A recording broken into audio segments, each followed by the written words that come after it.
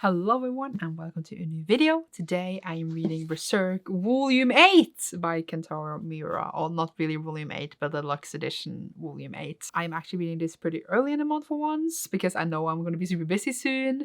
But I want to read another volume this month. Don't know if it's going to happen, but what I'm hoping will happen. Usually I read this whole thing in one go. Or I opted between every chapter and I read the whole thing in one go. But I might need to go to bed soon. So I will just start today and I might have to finish it tomorrow, which is okay. I'm very nervous, very scared, but I'm ready to continue. I'm not really ready, but I want to continue. I have to continue. And I hope you are with me on this journey, reading one of the best stories I have ever read, experienced. It is one of the best things, honestly. So yeah, I'm very, very happy. Let's open this thing up though. If every time... Oh, it's already like a bit broken. So it was easy this time.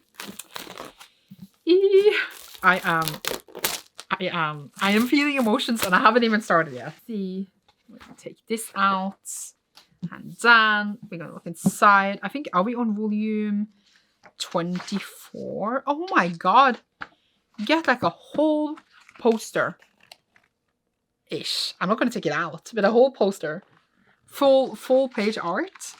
Oh my god, there's more. There's more. I don't even know what's going on here, but it is stunning. What is going on? What is this? Why am I getting this? Oh my god, there's more.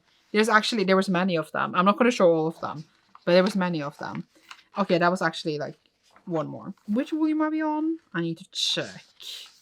22, 23, and 24 is what this covers. Emotionally ready, not by any means, but need to continue. Why is the first photo, the front page photo of volume 22 Griffith? I'm not ready to see him again, to be honest, even though I am waiting for him. I guess we are starting a completely new arc because it's not called the, what was it called, Birth Chapter arc, whatever we win.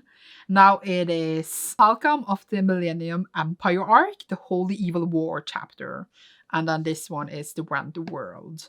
So we're literally starting a whole new arc now, which makes sense that the other arc was over after what happened in volume 7, but I'm emotionally like I want to cry and I haven't even started to read yet. Okay. It's fine. Everything is fine. Okay, I guess we're just starting now. Oh, so beautiful. I can't deal. Okay, see you very soon. Okay, I don't really know how to describe this chapter, but first it started off, I saw some children in the forest and then they were scared because they saw a winged beast. I don't know what that is. And then we see Guts and Casca coming home where she would stay with Erica and them. Her father died, which was the blacksmith that made Guts a sword. And then he thinks about that he saw Griffith and that his urge to kill was gone then. What does that mean? But he also, like, he hadn't been in the same world as Griffith for a long time. And now they're actually in the same world and now his sword can reach him. And then Erica talked about that they had a visitor where they were gone, which was Griffith, and that she was very surprised to see him. She seemed very happy to see him as well. So yeah, I don't think Guts is happy about that. Okay, so the next chapter is Reunion on the Hill of Swords. Reunion with who? With who? That's what I want to know. No words. No words. Oh my god. I'm crying and screaming at the same time. What is going on? Oh my god. So Reunion on the Hill was literally with Griffith. He's there. I didn't expect it. I thought that he was... I'm getting good. I literally don't know how... What? Why is he just there? I don't understand. We spent this whole time... What? What? I'm literally in shock. So Griffith was on the hill. And he's like, hi, let's bring back the hawks. And then, because he's like, no. And he's always trying to attack him. And then Sod comes in and stops him. And he's like, Sod? And we switch over to Casca, who feels a weird presence. She's like, huh, I can't breathe. I'm so worried. I can't believe this is how we meet Griffith again. He looks like perfect angelly like he used to look. My brain cannot fathom what's going on right now. Okay. going to the Beast Swordsman versus the Black Swordsman, which I assume Zod and Guts are gonna fight, but I don't think that's gonna conclude anything. But breathe, Sandra, breathe. It's gonna be okay. I am literally like shocked to my bones. What is going on? Okay, so Guts and Zod fight. No one really wins. It seems like Guts was kind of losing a bit, but like they were really even compared to how they used to be. And then Griffith watches them fight, and he's like, my blood should be frozen, but I feel a throb in my heart. It's because he loves Guts, obviously. But I'm like, I don't understand what's going on right now. I don't understand how this is going to play out. I don't understand. Either way, next chapter is called Unchanged. I think like that is a lie because everything is changed. I just gasped out loud, like shocked. I should have filmed it. But he broke his sword. Zod took his sword and broke it. I can't deal with this right now. Wait, did he not break it? I'm actually an idiot. He didn't break it. It was just like a thing he was holding, a huge sword. Because in the next picture, drawing, Guts has his sword. I'm just an idiot. Actually, I got shocked for no reason at all. I tricked myself. God. I'm just sitting here gasping the whole time. Okay, so Zod and Guts are still fighting. And then Casca shows up. And then Guts is like, get away from here! And then a bunch of rocks falls down. And Guts like runs over to protect her, but he's not in time. And then Griffith actually protects her. Like he holds around her. I guess it's just like freaking out. And I'm freaking out because like I'm shaking because I'm scared for her. And then Casca gets like a really weird reaction, obviously. I don't understand if she was crying because like her trauma, you know? So I am unsure of her reaction. Like, is she okay? She's not okay. Either way, and then Griffith says nothing has changed. He wants a kingdom. And then I think he's gonna fly away on Zod. I guess it's like, what the fuck? Same dude. And now we have prologue to the war. Which war? What is Griffith doing? After Griffith is leaving, he basically says like, you of all people should know that this is for really am. I'm not going to give up my dream. I'm like, dude, you manipulated everything and everyone. You don't gaslight Guts. Either way, then Guts doesn't know what to do because like the home that they were gonna stay in was crushed, and there's not really a safe place for them to stay for a long time because like the cave they were in that was safe was crushed, as I said, because two brown people can't stay together. But Gus says he's not leaving Casca again. And then Puck suggests us that they can go to his home. So you shall see what will happen there. And then also they told Erica the truth about everything, and she was like super shocked that this happened because they never talked about how all of the Band of the Hawk died. And she didn't know what Griffith had done. And when she was told this, she was like, why didn't you tell me sooner? And Gus was like, because you can never really hate Griffith. Dang. Either way, next chapter is called Fierce Kushan Attack. So let's see what happens now. I'm calmed down now a bit because Griffith left and I can't handle him being there because I'm so mad at him and I hate him, but I also like, as a character, I also love him. So it's just, ugh. So yeah. Either way, let's go. Okay, so in this one, we had Guts and Casca leaving. So they're going off. And Guts is very like, I'm not going to lose her again. If it happens again, I can't deal. I said a billion years ago that I thought Casca would die. And she still has not died. Which means that if she dies, it's going to be even more like traumatizing. And I don't even want to think about it. She's not allowed to die at this point. Either way, we have then switching over to the Kushan army, which is like invading this town, and they're talking about how they missed the Band of the Hawk because under them this would never happen, but they were like, oh, but they are gone. And then one of them said that she saw the sign of a hawk, and you think they will come to save them. And you know that hawk we have seen now in a couple of volumes. I think that is the sign of like Griffith maybe sending out like a scout. I don't even know. And then we have like a fight between one like leader of the Kushans. I don't know if he's the leader, but one of the leaders. And one of the characters called Bakiraka was there before. He is looking for the hawk or a bird. I think he also fought Guts. I don't even know. And then Griffith shows up. He's riding in a nice horse, looking beautiful. So he's going to save the day or something. I don't even know. So this one is called Roar Cry of the Wind Part 1. Whew. Okay, so Griffith shows up and stabs the leader dude in the face. Not Bakiraka, but the other dude that was shouting at Bakiraka. And everyone was like, oh my god, attack them! And then no arrows hit him, which is of course random. Then Sard shows up and is like owning them and like ripping into pieces. And they're just like, hello, we can take them. They're only 2 horsemen. And then another person shows up on a horse, which is called Locust. He said that you are the Hawk of Light, which is what they're calling Griffith right now. So people feel that he's their savior. And I'm like, isn't he like a demon lord? Either way! And Locust is the Moonlight Knights. And then Griffith says he accepts his sword. So now he also works for him. And then this girl goes over to him and like, you are Griffith, right? I know who you are. That's what's going on. It's actually...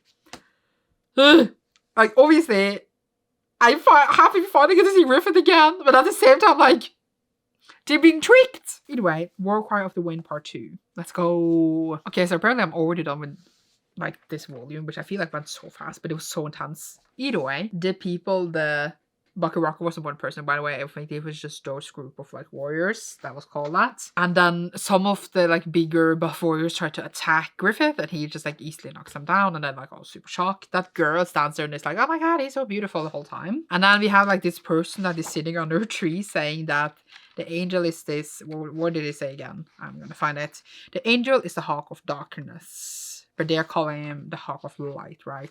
The master of the sinful black sheep, the king of the blind white sheep, the one who shall call upon a world and age of darkness. So people think he's their savior, but he's clearly not. They also came this creature called Roxas, which like said that they would one day take Griffith's head, but now they would play with him and like work for him. So then that kind of creature thing attacked the Bakiraka that attacked Griffith. And then people are like, oh, this should be gruesome. So many people are dead. But it was like a painting. We're now surely in the midst of some extraordinary tale. Then we have this, which is like the painting picture, which looks incredible. Like, seriously incredible. So Griffith has now started his whatever he's doing. Great, great. Now we're going off Snow and Flame, first act. But we're not in the weird thing anymore. Maybe volume wasn't done. It seems like it wasn't done after all. Maybe I was just lying to you. Oops. Yes, Of Snow and Flame first act is still in the volume, and Of Snow and Flame final act is the next. It was just because it came like this. Berserk. So I thought the volume was done, but it wasn't. It wasn't. Either way. Let's go. Okay, so in this one, we actually get over to Lady Firece. And the dude that is following her, I still can't remember his name. So we actually got the backstory where he was poor, but his father was a nobleman. And then he almost like, I was going to say died, and Lady Firece saved him. And then she was like, you're now my page. And they basically became like best friends and companions. And she had like many issues. She likes to burn things and people. She's like scared, but she also was kind of just left in this youth mansion by her parents. So yeah, she has a lot of trauma and shit going on with her, and then he's just there supporting her in the best way he can. Then one day he meets her father, or see a picture of him, and realizes that it's his father as well. So he's actually her older half brother. They become an agreement that he would stay with her or something. They are apparently related. I don't think she knows that. And yeah, it was just a flashback of their relationship, which I thought was really interesting. So now it is Of Snow and Flame final act, which I assume like it's just more about them and their backstory. Okay, so more of the backstory is that when she got older, she became really, really beautiful, and people wanted her, obviously. And then her father had promised her away, but she didn't want to, so she burned the whole mansion down. She also tried to like do things with, I found out his name, Serpico. But he, I think, rejected her, and then they have never like tried to do anything else since then. I still don't think she knows that they're related. And then she was sent to a monastery because he was just like, oh, I can't deal with this girl like her father. And then she joined the Holy Chain Knights, and then they started to burn people and hunt down heretics. One day his mother ended up on a fire. She had been sent to like a sanitarium a long time ago because she was really mentally ill, and then she didn't even recognize him anymore. And then Lady Firece was like, you lit the torch. And then I think he did. And now they're going to follow Guts on. So that was their story. Very interesting. Now it is volume 23. I just thought it was earlier. Volume 23, still the same arc and chapter. And then it's Winter Journey, part 1. Yay. Okay, in this chapter, we are back with Guts and Casca. And they are like in a snowstorm basically, and they're fighting. And he says it's hard on his father to take care of someone else and swing his sword like all day and all night basically. Then they're at the camp, and he's like longing for who she used to be, but also feeling always guilty of how she is now and like really sad about it. Then this wolf shows up, demon thing, when he's asleep because Puck was gonna wake him up but he didn't, and he kills that. And then he's just like taking care of her and looking down at her and like, yeah, and he's sad. They're on their way to Puck's homeland, and now we're on Winter Journey Part 2. This chapter was really sad. So we had him waking up, and then there was like spirits inside of him or something. Or was it? I don't know. So he grabs Casca and chokes her, and then she gets really scared of him, obviously, and starts to run away from him. And then he just kind of have to take a rope on her so she won't go away so he can protect her. And he says that that's a more important thing, you know, she hates me.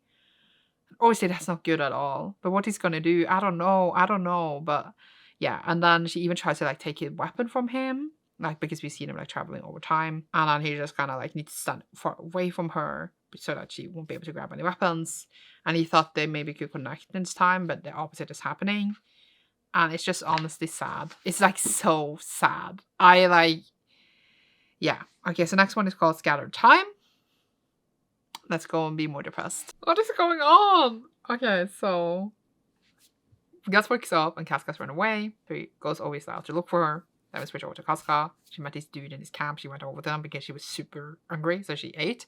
And they all turn to her and like, oh, she's pretty. And they rape her.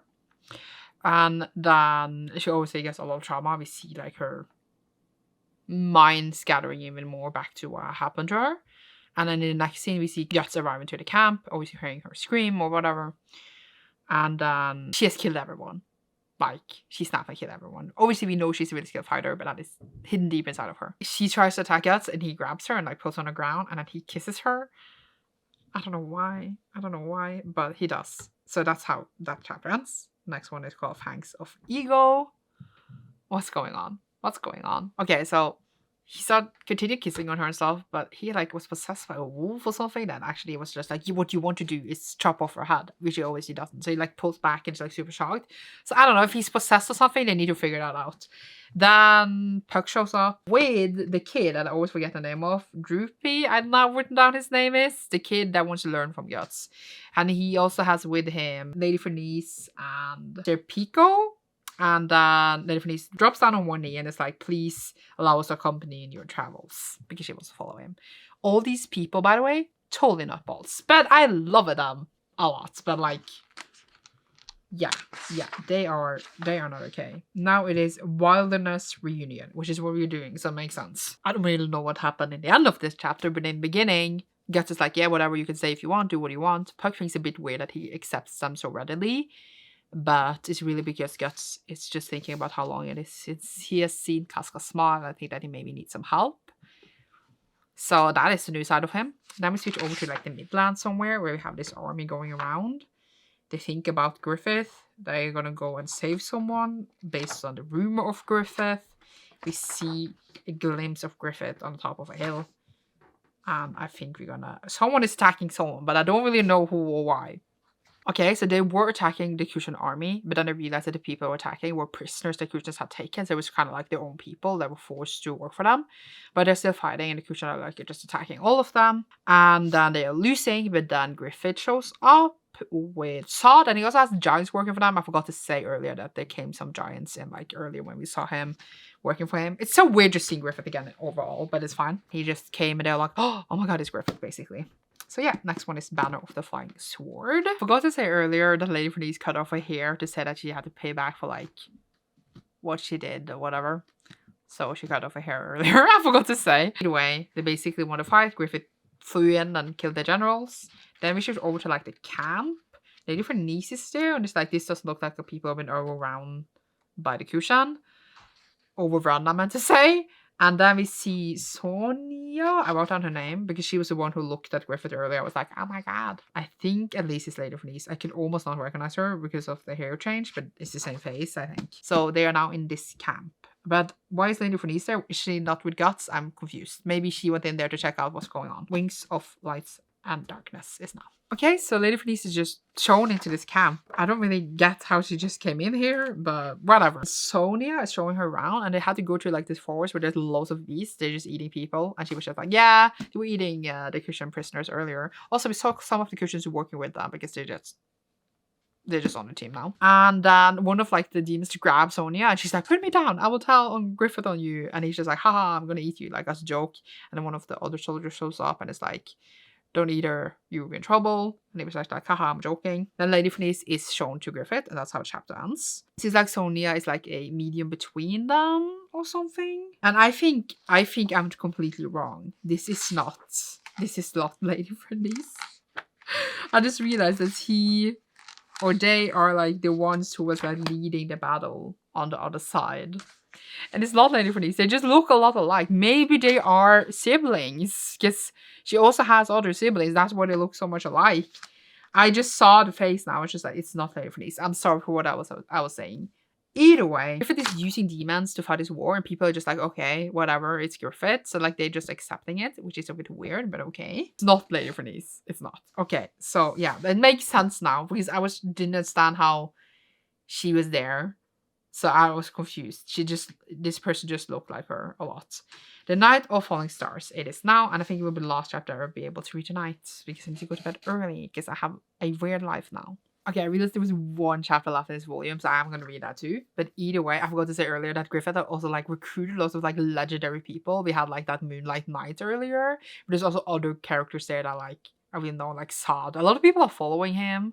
He's very charismatic and also a powerful demon lord now, so I'm not sure.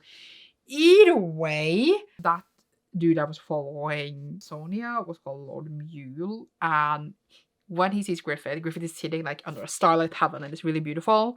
And people are there that have lost the people in the war praying, and they get to see their loved ones one last time and say goodbye to them, like a ghost kind of thing.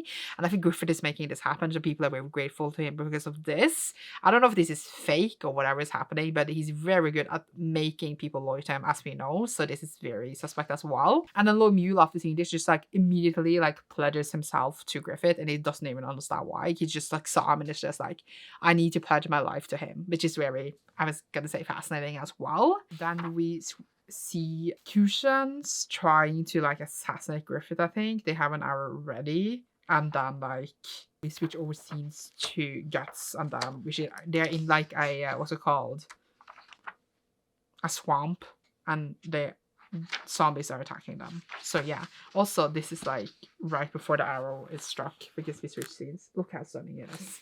Either way, the next chapter is called Like a Baby, which is me. And it's the last chapter in this volume. Obviously I have one more volume in this, but I'm gonna read that tomorrow. Okay, so basically we don't really get to see a huge fight scene, but the Guts just say he will show basics to the kid, and the rest is up to him. Then we have Lady Fanise that really question herself on her identity, and like kind of have to do things herself and realize that she don't really know anything. Then she's like tasked to watch Casca, and she for a moment gets distracted by a bunny she wants to take for them to eat. She turns around, Casca's gone, and panics and goes to look for her, and like is lost in the darkness. She lost Casca, but Casca was fine all the time. Now they have to look for her. Like it's all good, I find her, but it's a bit like show again that like she feels like she can't really contribute with anything. And then we see them talking to Dude. They're like, where to see how to do to ask like for directions. And he's saying that Midline is disappearing, and that they're preparing for the war against the Kushan, like a big war. Even though I thought we were already at war. But you get what I mean. I guess a big war, which is, I mean, Griffith is now at the head of this war. Well, Guts is far away from it. So I feel like something is gonna drag him back, but I don't know what. But yeah, I am supposed to start volume 24 now. The next chapter being Trolls. I guess we're gonna see some trolls, and I'm excited. You see me very soon, but I will see you tomorrow. Hello, and it's the next morning. I was gonna study, but then I don't have anything else to do because the studies hasn't probably started yet.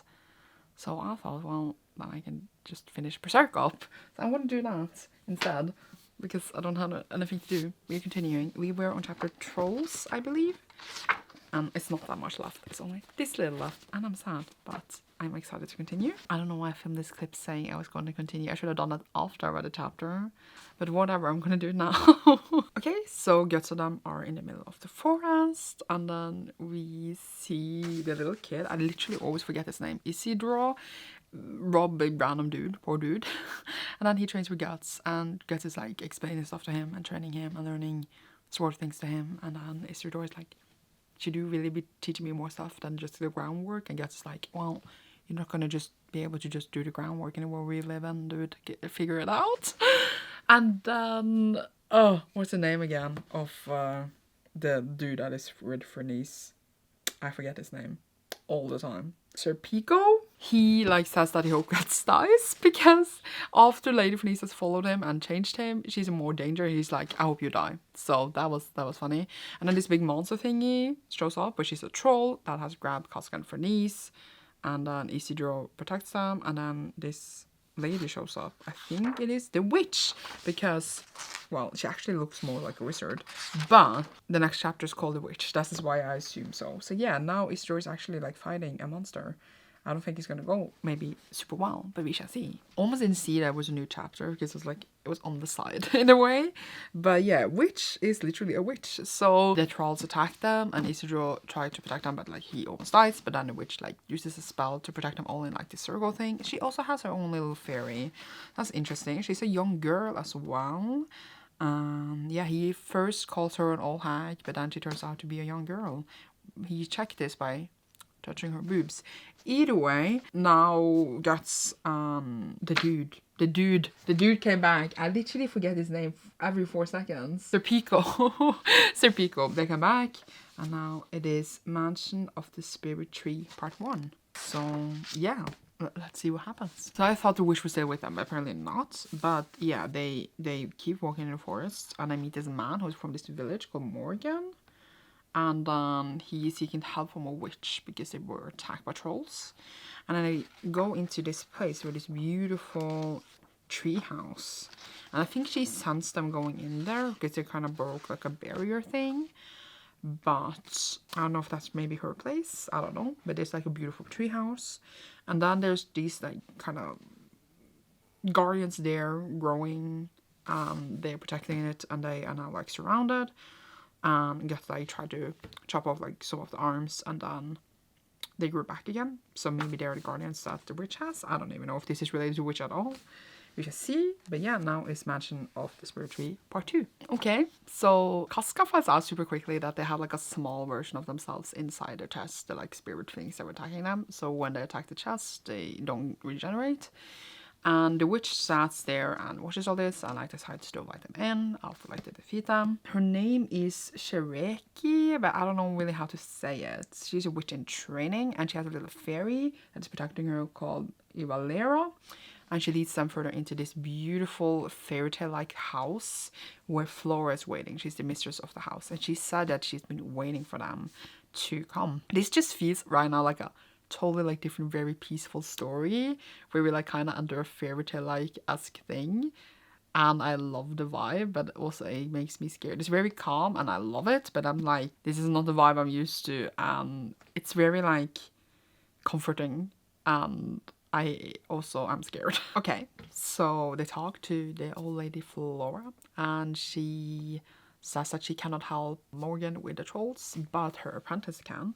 And then she asks us that she go with her to protect her. And then he's like, you can't ask her to go that far.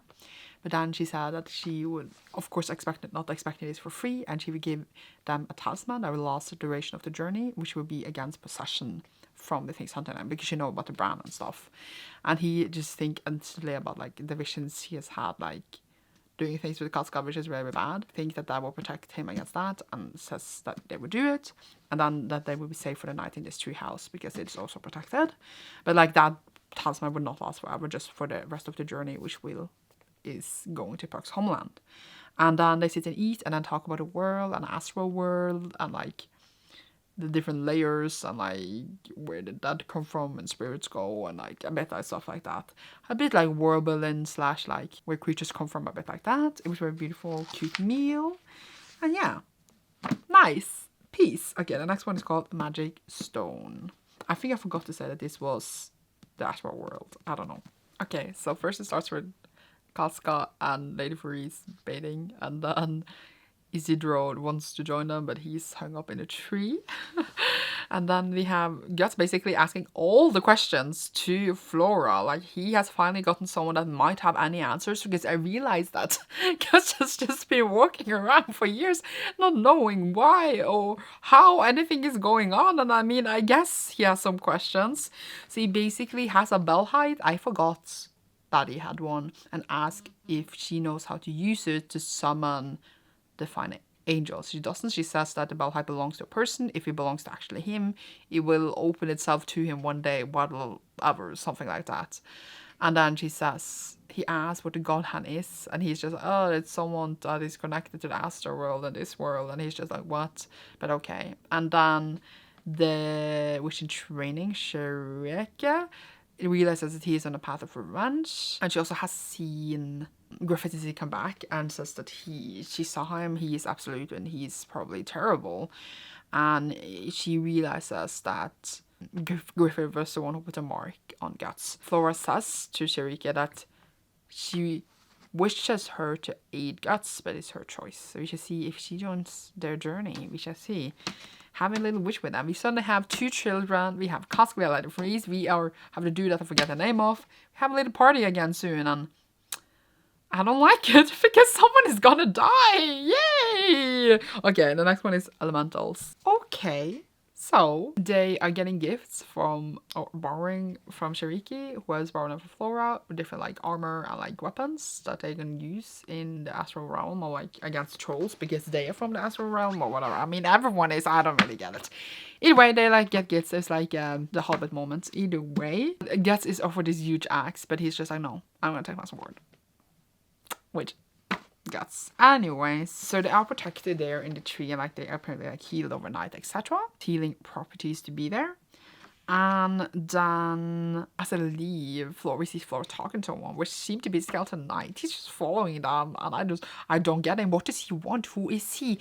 I just don't get him at all. But yeah, either way, next chapter is called Enoch Village, which is where Morgan was from. So I assume they're gonna get there and fight these trolls. Yay. Okay, they arrived at the village, but right before that, we saw like the trolls attacking and raping people, so that was nice. They arrived at the village. The priest is there really protesting against them being there, because it's just like, heretics, we don't want to live on superstitions, blah, blah, blah, blah, blah.